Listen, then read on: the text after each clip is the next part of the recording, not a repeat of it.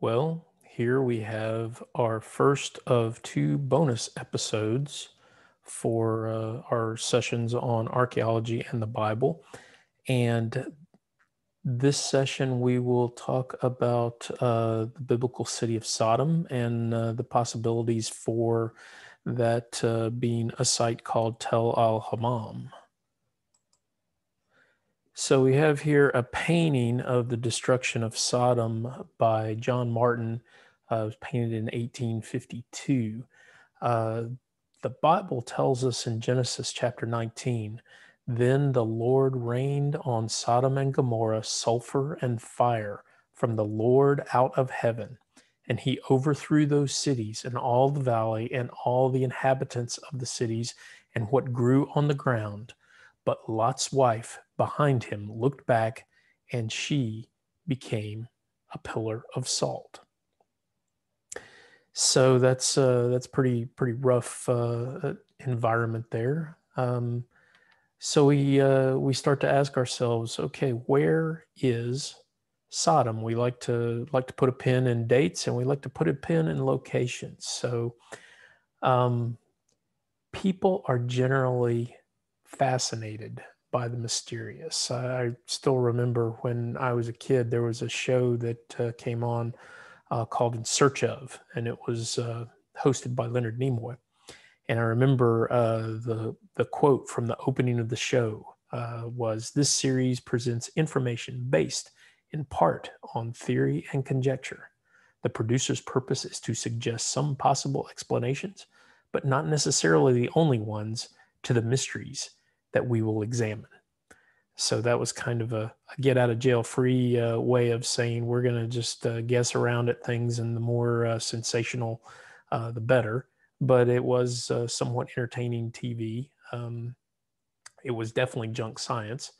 And I think these days we see a lot of that going around. So if we want to be serious minded in this, we have to ask ourselves, how can we be sure that someone's not just trying to sell us a book about how they found the Ark of the Covenant or how they found Sodom? Because, we all know the Ark of the Covenant is crated up in a government warehouse somewhere. So in beginning to look for Sodom, we can start with tradition. We did discuss that earlier, that while you can't blindly follow tradition, you also can't discount it either, because many times there is some grain or element of truth in tradition. So Babadra and Numera are often put forward as likely sites for Sodom and Gomorrah. Both of these sites are on the southeastern corner of the Dead Sea. For years, people have been recovering these little small balls of sulfur that they like to call brimstone. People collect them, tourists take them home, so forth.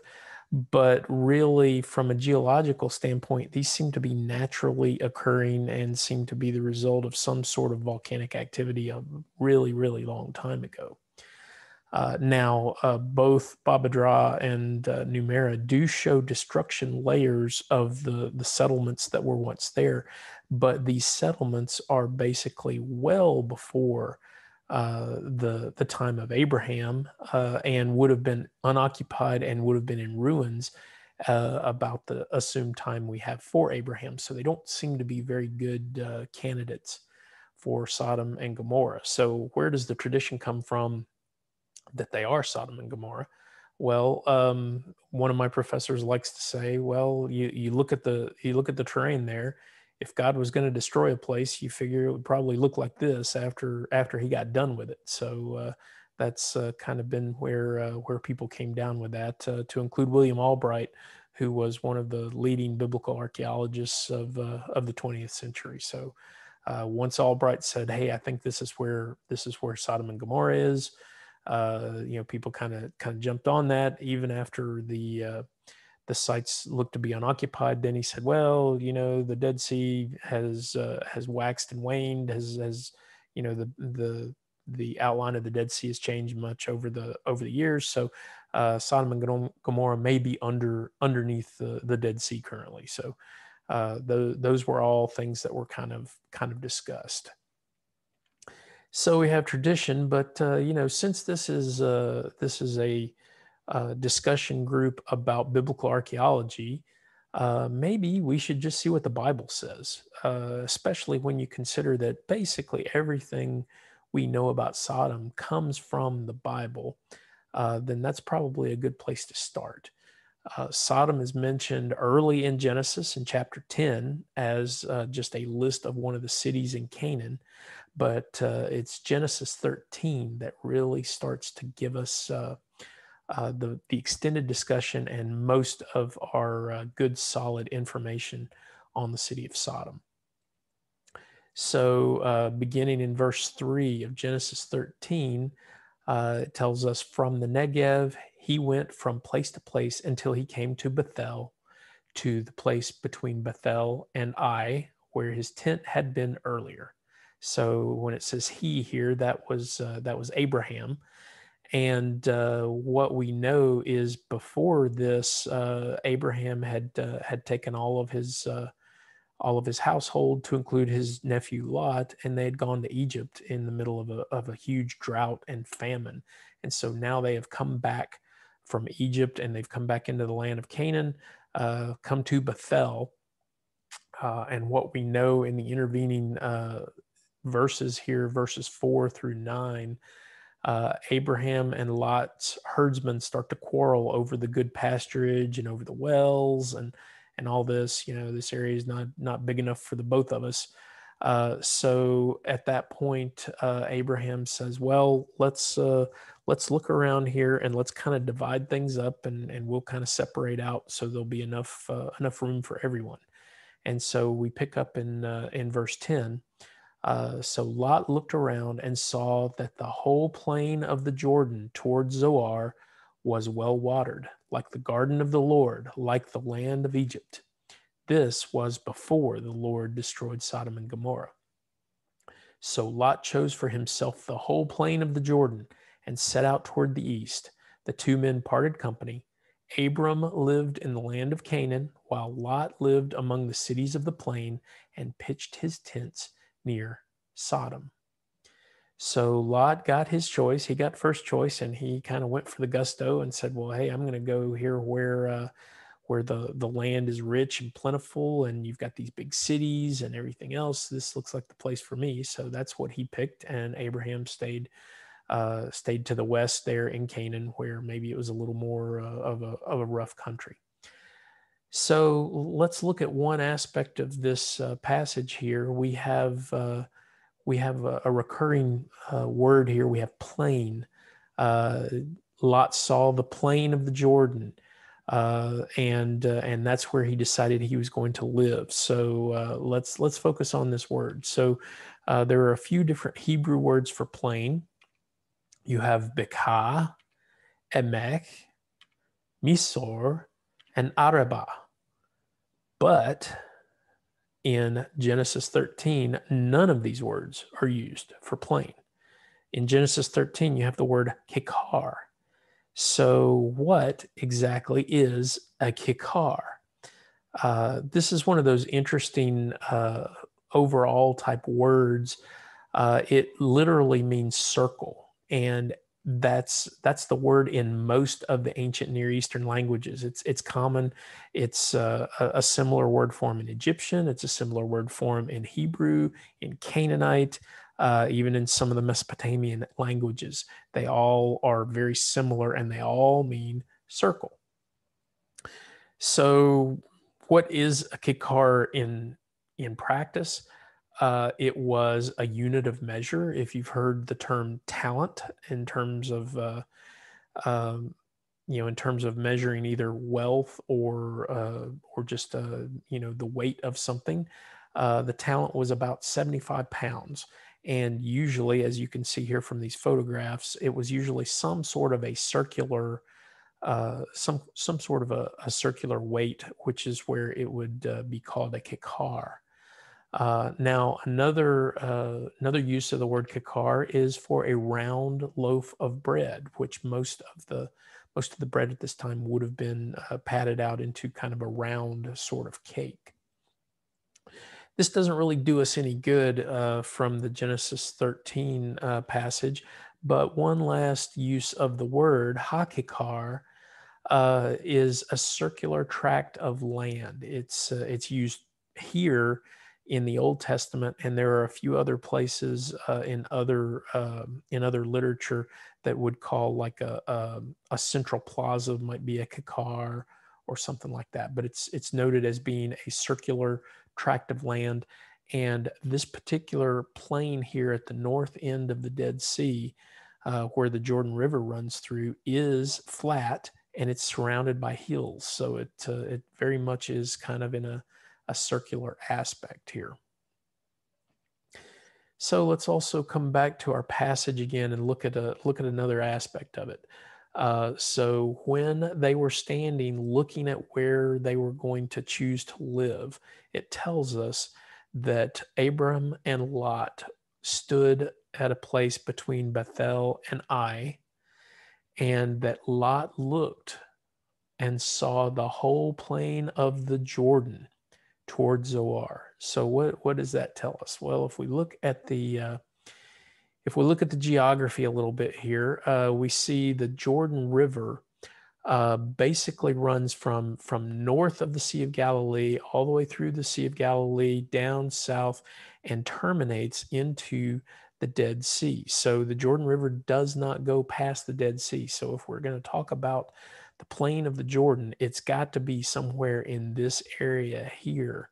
Now, also we know that Bethel and Ai is somewhere in this general area. We have the northern end of the Dead Sea right here. So you have Bethel and Ai. And so if you're looking off to the east, you can indeed see the Kikar. But what you can't see because of the rise of the landscape, these hills and mountains in between, you cannot see Babadra or Numera, which would tend to make you believe that it's very unlikely that these are the sites of Sodom and Gomorrah, because what the passage tells us is that Lot was able to look and see the plain and see the cities. So even beyond that, let's have a little bit more of a general discussion about the treatment of Sodom in the biblical accounts. It's mentioned in the book of Genesis 36 times. 16 of those references are to Sodom alone, just by itself. And even in the times when it's mentioned along with other cities, Sodom is always mentioned first, which tends to lead scholars to believe that it was the leading city, probably the largest city of the area. We also know that from the Genesis account that the city was fortified, because when Lot is there and the angels come to speak with him, they meet him at the city gates. So we know that this was a city of some size, of some influence. So what else can we do beyond this? Well, we can also take a look at the archaeology. So let's go to that. Here we have in the map. Again, we're looking at this portion. We have the Dead Sea here, and here's the Kikar. And you notice that the city of Jericho is here, also part of the Kikar. It's there right at the foothills where you start to go into this more rugged area there. And we have Tel Alham, which is on the other side of the Jordan from Jericho, almost directly across. So when you look at Tel Alham, it is the largest Bronze Age city site on the Eastern Jordan Disk. It was really not a very well documented site at all, for a number of different reasons. It had some military occupation during the wars between Jordan and Israel. It actually is located in the country of Jordan. But Tel Al-Hammam does meet several of the criteria. And so in 2005, they began excavations. Trinity Southwest University and Veritas International University sponsored excavations, and and those began in 2005, but they've gone on every year since. We're gonna take a little bit harder look at Tel Alham. We have some interesting things that we can look at here. So one is, let's look at the topography of the site. What we have is you have two tells. You have an upper tell here, and then you have a lower tell, and then you see the lower surrounding landscape here. So this is a very large site. It would have been very strategic because it sits up high. You could have seen from a distance. Would have been very defensible. So forth. And the other thing, Tel Al-Hammam actually means the hot springs. There are naturally occurring springs on the tell itself. So you would have even had a source of water inside your city. So this is basically an ideal location for a city of this time frame. And again, you notice you've got the lower tell and the upper tell. Where do you think the rich folks lived? Oh, no doubt up here on the upper tell. So we have a photo from the excavation season number 6. That would have been in 2010. And you can see here we've got some color coding of some of the various features. One thing you can see that's very interesting. You can see the stratigraphy. Remember, in one of our very early sessions, we talked about the Kenyon Wheeler method, where you dig in a very organized manner in these balks, so that you can look at the side of your dig site to see the different layers, and so you can kind of see that here in this photograph. Also, you can see just different aspects. You can see the underpinning and the foundation of a street. You can see a house foundation, and you can also see the city wall foundation as well. So going back to our topo map here of the site, you can tell here our legend. All the areas in red are places that basically features, you can see the features without really having to dig for them. The yellow blocks here are areas that were actually excavated, and so you can see that only a very small amount of the site has been excavated over the last 15 years. It just takes quite a bit to get there. And really, one of the main purposes, or one of the main reasons for that, is there is a lot of there's a lot of occupation at this site. It's a very good site, so obviously people would have wanted to live there from a long time before. And even some of the Jordanian archaeologists were very unfamiliar with some of these aspects of the Middle Bronze Age, because they generally don't dig that deep. They don't generally get past the Iron Age, and there was a lot more stone building work in the Iron Age. And the reason they don't get beyond that is one of the examples here at Tel Al-Hammam. A lot of the Middle Bronze architecture, they had to dig 15, 20 feet deep to get to it. Because if you really look at this, there are so many different layers. You've had, the Muslim layer from 600 AD on. You have the Byzantines, you have the Romans, you have the Hellenistic, the Greeks, and the Iron Age, and then the Bronze Age. So you got to dig through a lot of stuff just to get to this general time frame. And so again, a really neat view of stratigraphy here, and they've color coded it for us very nice. You have the Middle Bronze Age here, and then you have Iron Age 2. But this is not how you normally find these things, because there should be Middle Bronze 3, there should be late Bronze, and there should be Iron Age 2 if there was continuous occupation. So what we find here in the stratigraphy is there's a gap of somewhere on the order of about 500 to 700 years. And that is not to be expected at a site that has such great features about it. You would expect, even if a city was destroyed, you would expect either the people who destroyed it to build their own city, or someone to come back and rebuild. It's just too good of a site. The Jordan Valley was kind of like the Nile. You had floods every year, and so the land was very rich.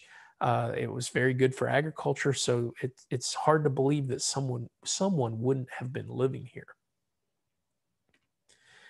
And what we can see is we can see that this occupational profile kind of stacks along there. We have the Chalcolithic, which is the Copper Age, and then you have some of the early Bronze time frames as far back as 3300 BC, Intermediate Bronze, Middle Bronze. These are all, every one of these color-coded bars here is a time frame that there was occupation at Tel Al-Hammam. Until you get to that red bar where there's about 500 to 700 years, and you don't see any more occupation until the Iron Age, which is about 1000 BC.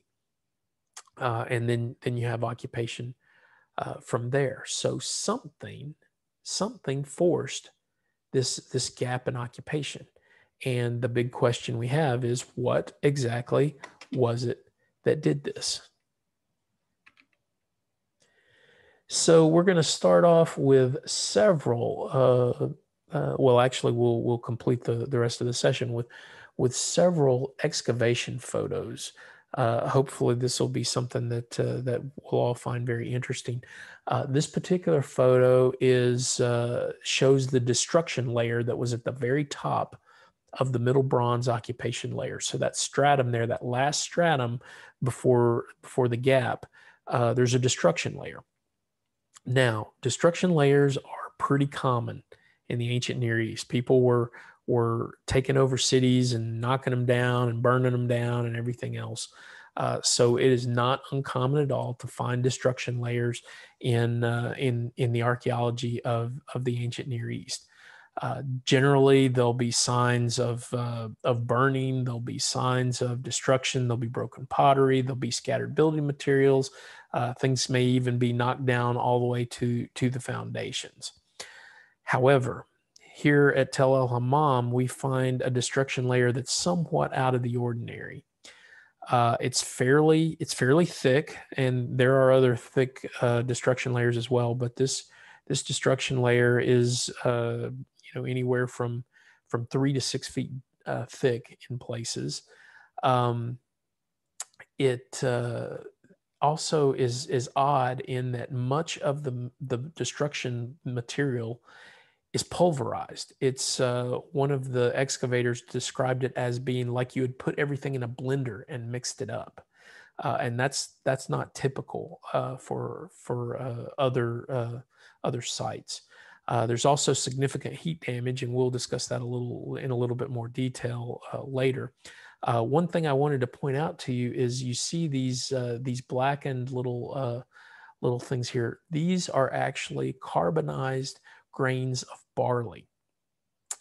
And the thing that makes them very interesting and very noteworthy is these are short life specimens. If you remember when we talked about dating a site, we talked about long life specimens and short life specimens as far as doing carbon-14 data. If you've got a piece of timber or something like that, you just never know if that piece of wood was hundreds and hundreds of years old before it was actually cut. But with barley or wheat or any kind of seed, they are usually only about 1 year or 2 years old. So you are right on the spot as far as for your carbon-14 data. So there have been several of these carbonized barley grains found in the destruction layer, and so they have allowed the team to get a pretty hard and fast carbon-14 date. It would appear that this destruction occurred sometime right around between 1700 and 1750 BC. Now, we talked about broken pottery. It's certainly not a surprise in any sort of an archaeological excavation or a destruction layer. However, normally what you find is that the pottery is found semi-intact. That's not to say that it's all in one piece, but when it's broken, it's usually broken in place. So usually as you're excavating, you'll find a broken vessel, but all the pieces or most of the pieces will be there kind of all close together. Whatever broke it, and then, you know, it just stayed where it was. That and it'll also, you know, wherever it was sitting when it was broken, on a floor, on a table, on a roadway, whatever, a wall, that's where it stays. It had to be resting on something when it was broken. The thing that's kind of odd at Tel Al-Hammam is very few of the pottery sherds have been found. Very little intact or even broken in place. Most of the sherds are just scattered over a significant area. They have had some success finding mating sherds, but they are spread out. They're, you know, they may find them feet apart.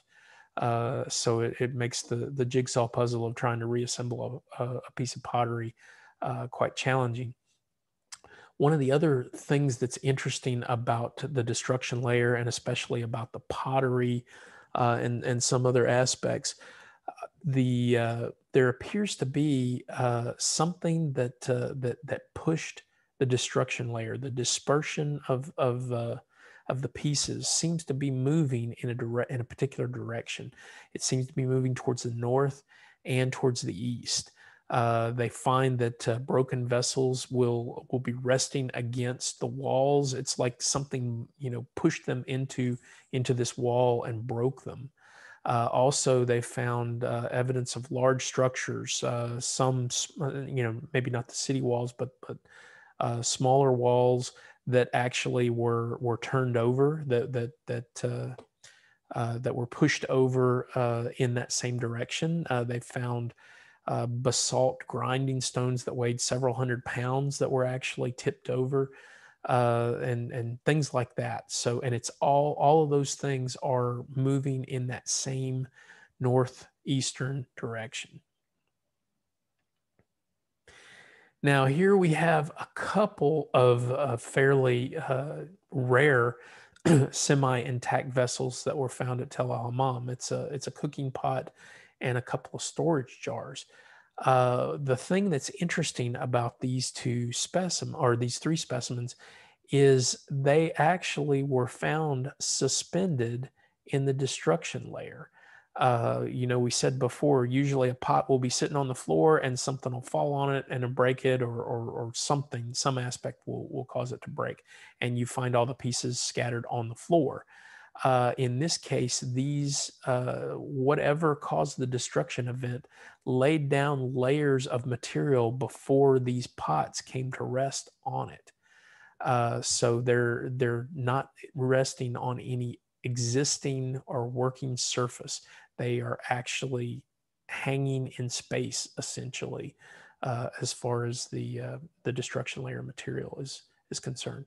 And you can also see again some more of that carbonized barley grains that came out of a couple of these storage jars. Now, here's a very unique piece. This is remarkably complete. It's a juglet.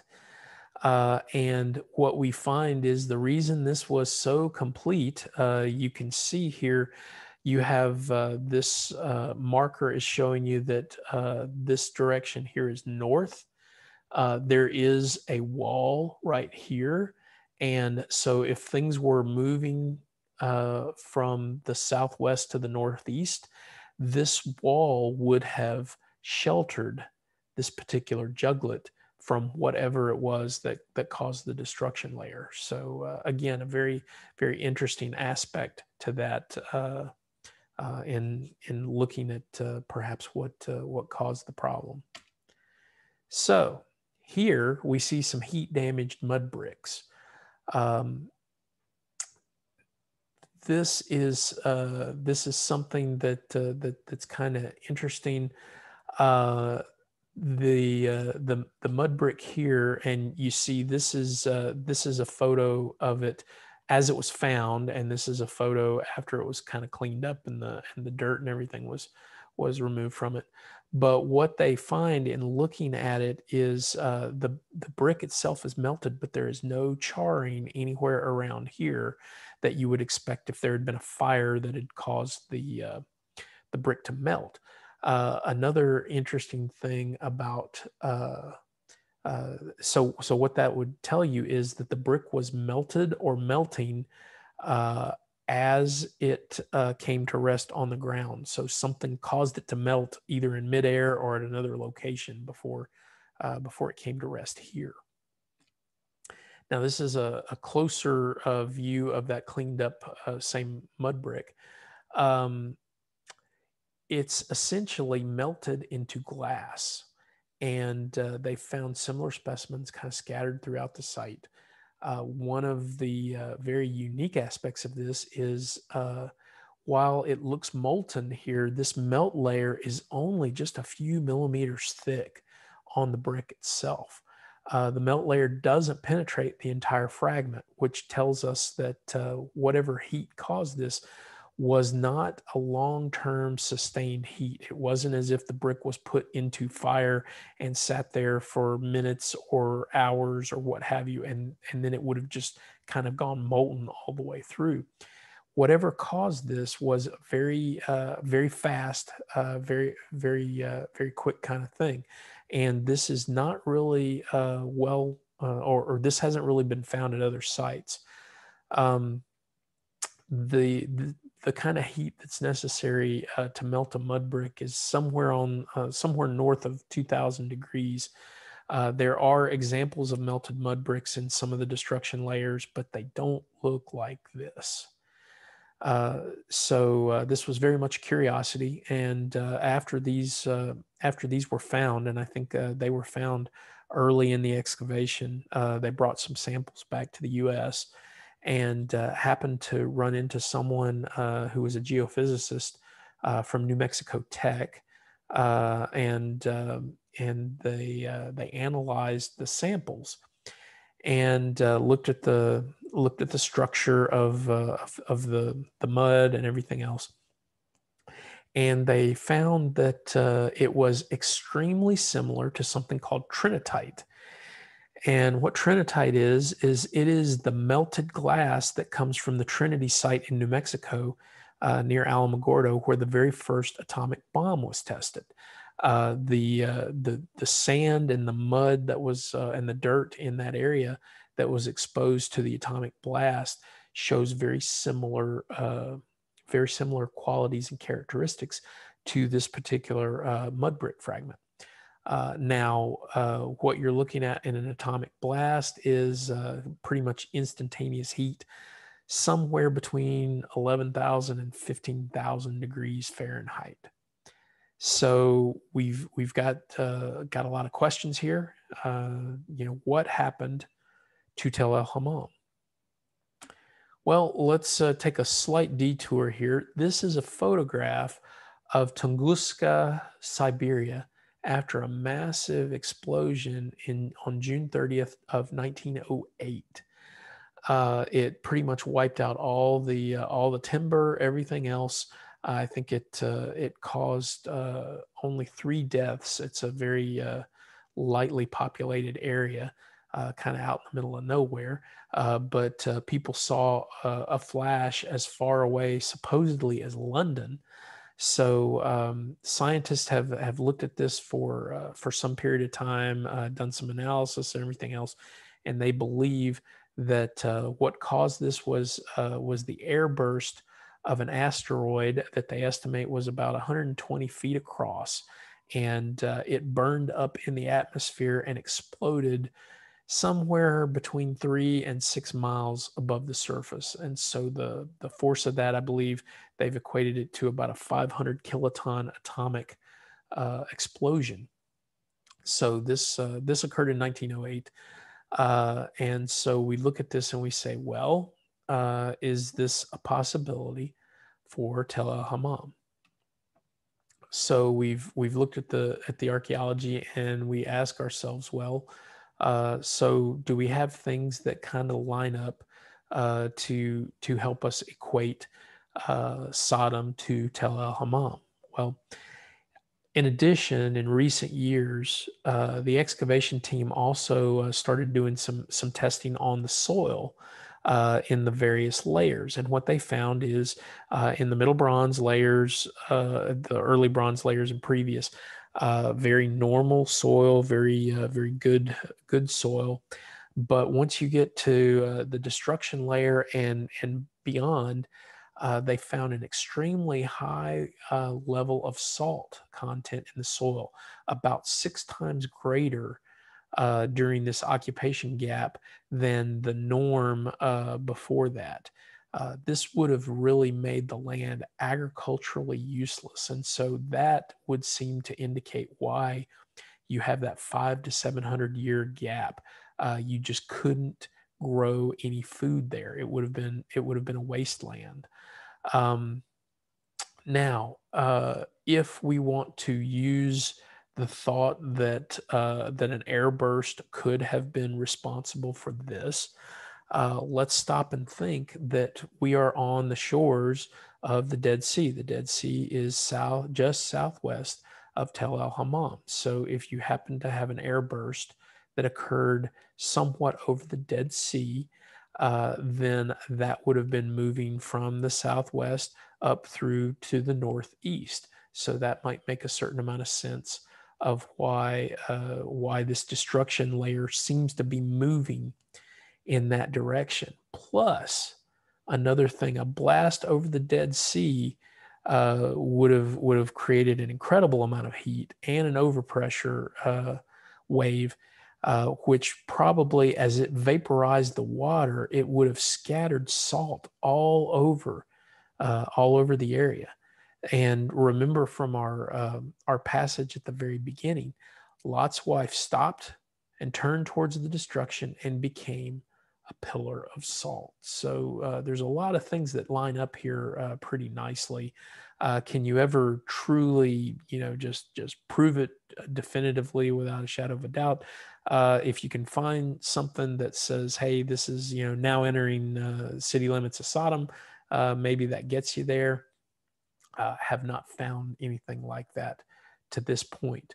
Now, there is currently an evaluation that's ongoing of the samples and the specimens by some geophysics experts who specialize in airburst events.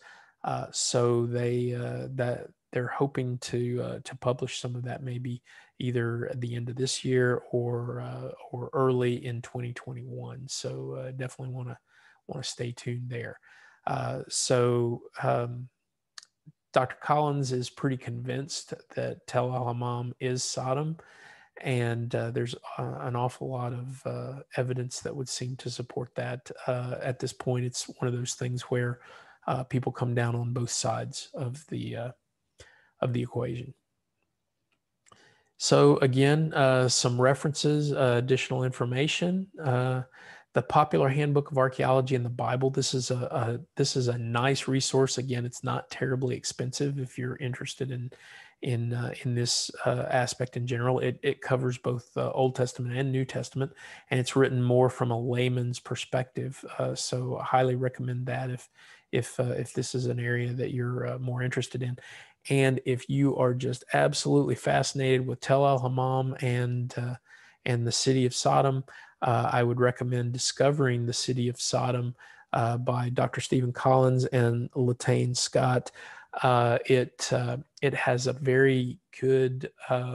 It's written kind of in a narrative fashion. It's a story basically of how Dr. Collins came to think that Tel Al-Hammam was Sodom, and then it goes through the first several excavation season. So it's written more in like a story type format. So it's a nice, enjoyable, easy read, but it does have some really good information in it as well. So I highly recommend that. And so this is session number 9. And so we have one session left to go, one more bonus episode. And that bonus episode will be on the historical synchronisms of the Exodus.